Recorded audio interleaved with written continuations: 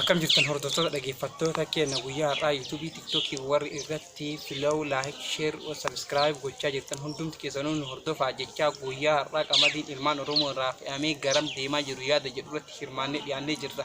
Miseensa tokkos qabaannee dhiyaannee jirra. Miseensa kana wajjin ammoo wanta ajaa'ibaa tokko ni haasofne jennee yaannaa miseensa wajjin maqaa isaa isinitti himuudhaaf kaalli kajeer kanaan duras hirmaannee jirra. Yuutuubii tiiktookii irratti miseensonni nu beektan hundumti keenyaa har'as wal qabannee dhufnee jirra.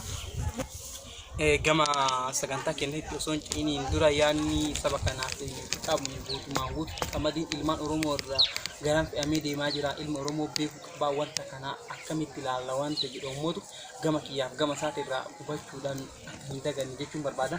Mee gama keetiin maqaa daawwattoonni duraan nu beekan yaada kee gabaabsitii waan qamadiin fe'amaa jiru garamitti fe'amaa akka jiru itti himee. Akkuma isaan jedhan qamadiin ilmaan oromoo irraa fe'amee deemaa jira.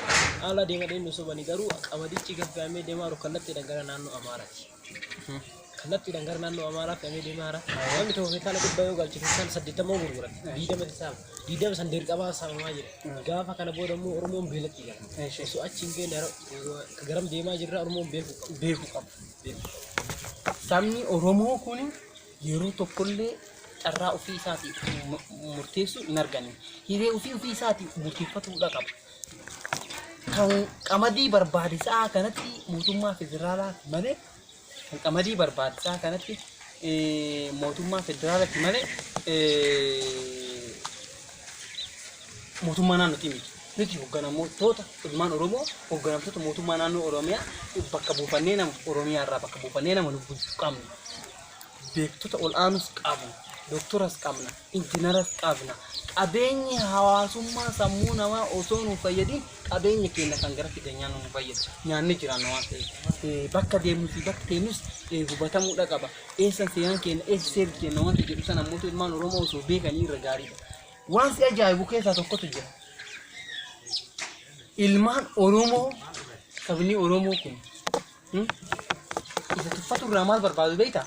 Filaashii barbaadu jiraan mootummaa qabsaa itti shifta jedhanii baaleen keessatti barbaadu baalee dhihaa jiru baalee bahaa jiru dhihaa jirra dhaa kanatti baalee dhihaa kana keessatti shiftoota jedhanii qabsootota jedhanii filaashii barbaadanii dhiisanii nukalee waliin gurgurachaa ture qabna ammas filaashii garuu ammas dhaabuu malee dallaa inni kunuunfatu hin dandeenye qaachanii kunuunsatti ture mootummaa kana uummata oromoo kana dallaa ta'ee Itoophiyaa dallaa ta'ee kan eegaa jiru ilmaan oromooti galaana ta'anii kan wal hubachiisaa jiran.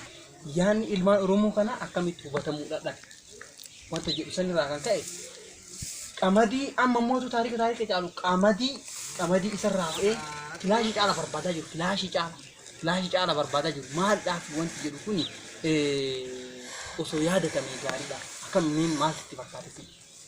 Daawwattoota keenya yeroo ammaa kana godina Baalee lixaa irraa hasaa jirra. Godina Baalee lixaa keessaa hedduminaan qamadii saamaa jiru. Dirqamaan kintaala 5 ol mana keessatti argaa saamaa jiru. Gaafa kana booda immoo kintaala 25 ol. Kintaala 25 ol.